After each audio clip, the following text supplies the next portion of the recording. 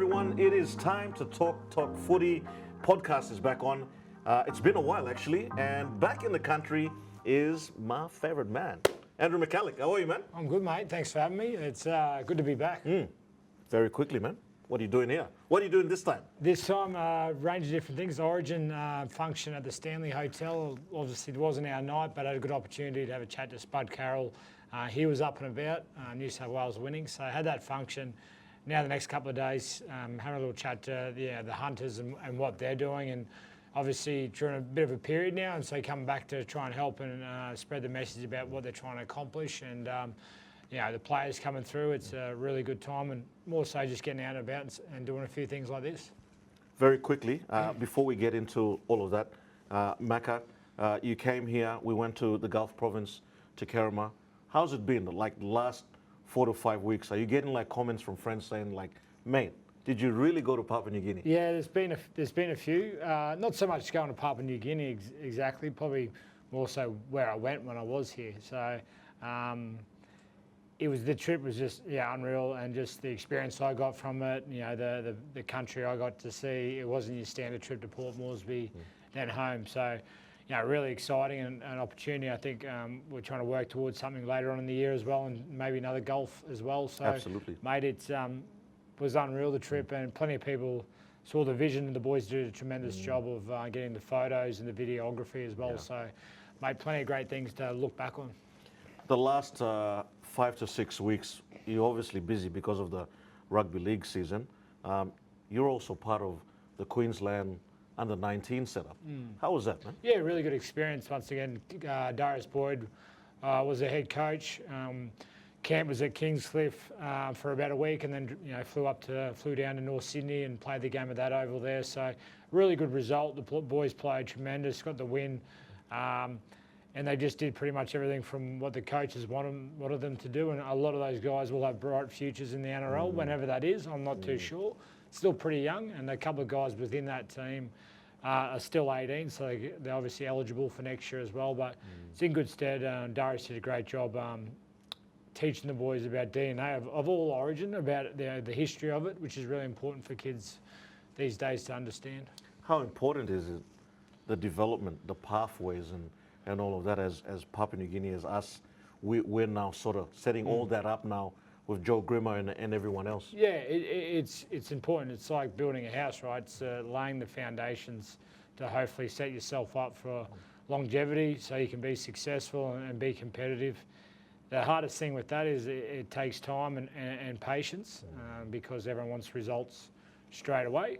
But if you want longevity or sustained success, you've got to be able to have these kids come through and be able to be up to the task of firstly training, and then obviously playing the standard of footy that they will. And the way it's starting to build into it, it'll take time, but it's got to start somewhere. And as you said, Joe and the boys are doing a great job in starting that.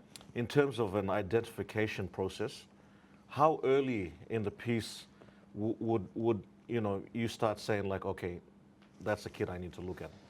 Yeah, well, you can start, I guess, camps. You can't sign kids in Australia till their age of 15, their birth age. So then, before then, you can still technically bring them in for camps and give them coaching and feedback and that sort of, I guess, development. But it can be as young as 13 that they come in and start doing different camps, and that's across all clubs. And by the age of 15, that's when they're able to access an NRL contract. Doesn't necessarily mean they'll get one, but it's that point legally that they're allowed to have one. The Hunters, mate, similar to the Broncos. We're not doing too well, mate. What's your key messaging to the Hunters coming up here? Yeah, I think it's hard whenever you're losing games and you're very passionate, understanding, not trying to think there needs to be drastic changes. Sometimes we look at the big picture rather than small moments throughout games or small moments within the club that they're trying to improve. And I think having a young team, you're going to take a fair few losses with a young team, but with those guys, if you can educate them and the next group down, and that builds up the base along, like I said earlier, foundation, and letting them experience firstly what Queensland Cup is, and then obviously the end objective is to hopefully play NRL. So being able to firstly understand what Q Cup training is, because you got to think about it. But guys in Australia have been in the system since sometimes 13, 14. As you said, yeah. So they're that young, right? So they're getting touch points every week. They go to school, footy school of excellence. They get an education during the week as well on top of that.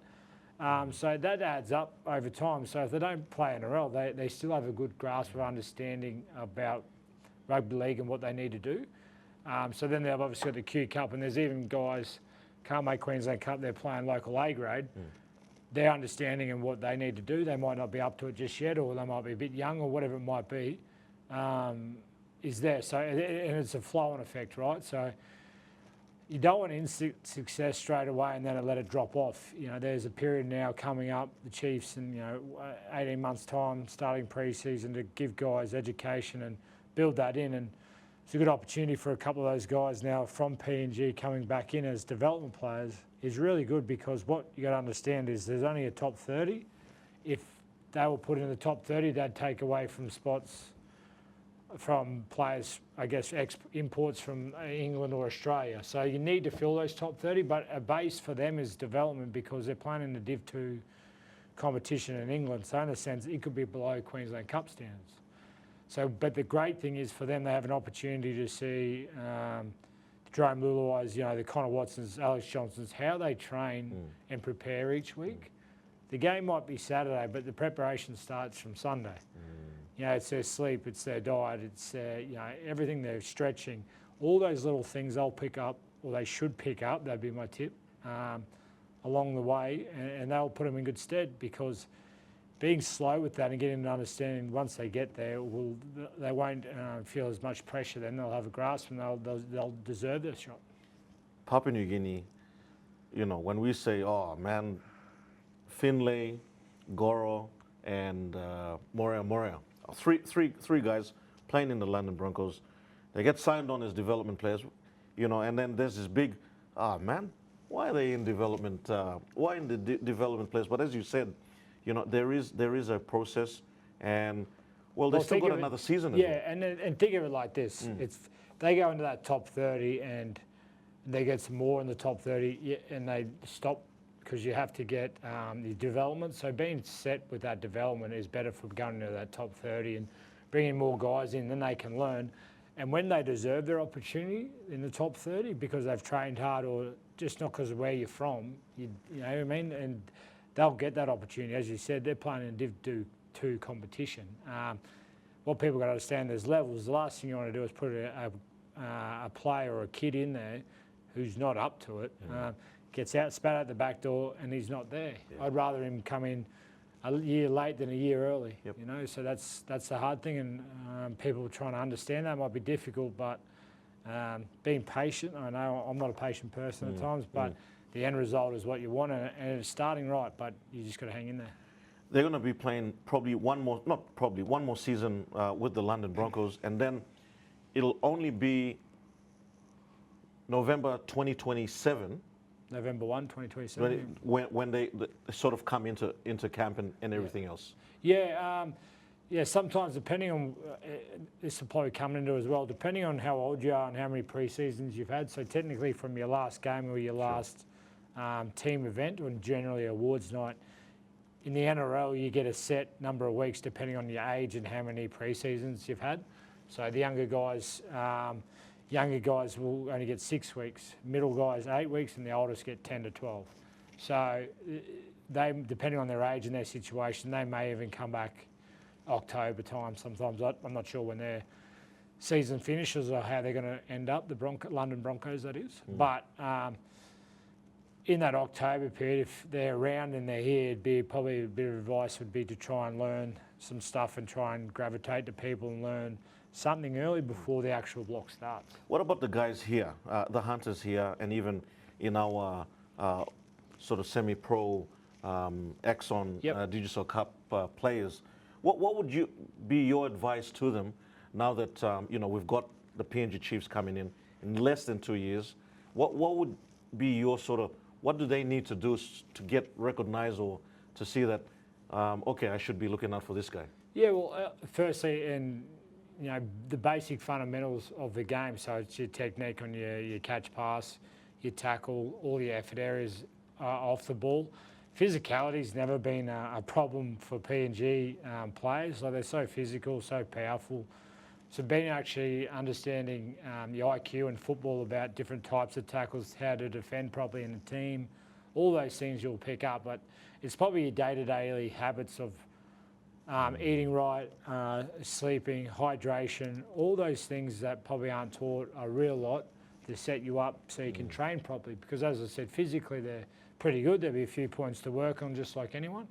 They're starting to get understanding of catch, pass, tackle. Obviously Joey and the guys are doing well. It's those little things now that take a lot of hard work and concentration to think about when am I going to bed, am I off my phone, am I eating the right foods, am I drinking enough water? All those little things are what players will pick up from the NRL guys coming over, but that would be a bit of advice now if you want to be an elite athlete. And the hardest thing is consistency is hard because it's boring, so that'll be up to them. That's right. Like you said, and I really liked what you said, your preparation for the next game literally starts the minute the last game finishes. Yeah. You know, and what are you doing that next day that is so important to 5-6 days down the track in what happens there. Well, exactly right. Well, you got the professional players now. And like say if you say play Saturday afternoon, reward yourself then Saturday night and go eat what food you want to eat and you relax that way. But Sunday you start to recover, you start to look for that next game, and if you want to be professional, they're getting paid really well, and there's more coming for PNG if they want to do that right. Is what am I doing to recover the next day? And hot and colds. I know the boys, professional boys, will get a massage, but hot and colds you can do. You can stretch, you can roll somewhere, all those little things. So your preparation's right to go for the following week. All right, mate. We'll stop it right there. We're going to talk some off-the-cuff stuff very quickly. NRL, mate. What's going to happen? Top 4, top 8. Who you got? I don't know about top 8 at the moment. Top 4. Oh, I'd love to see. I don't know. I'd love to see the Warriors Dolphins probably grand final at the moment. I think. The Wars, up the Wars. Wars. Something a little bit different. I don't know. Penrith obviously there. The Roosters are thereabouts. I don't know. They're just two teams outside the box a little bit, playing some good footy.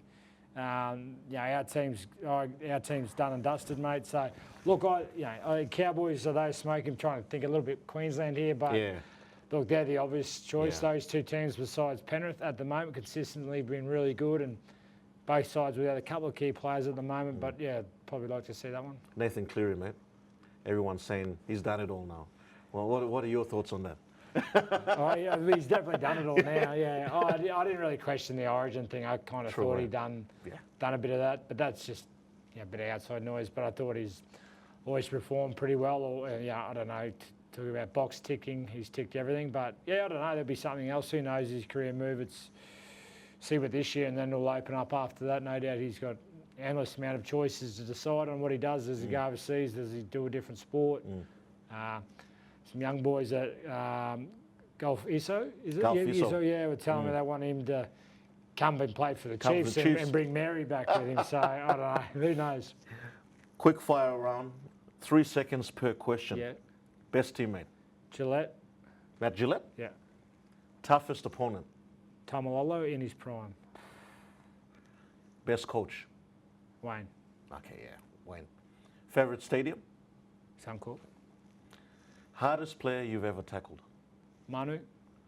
Fatuai. Yeah, he was tough, wasn't he? There's a list, but it'll do. The funniest teammate? The funniest teammate? Oh, I don't know. Jack Reed's pretty good. Jack Reed? Jack Reed's got a good humour for a pommy.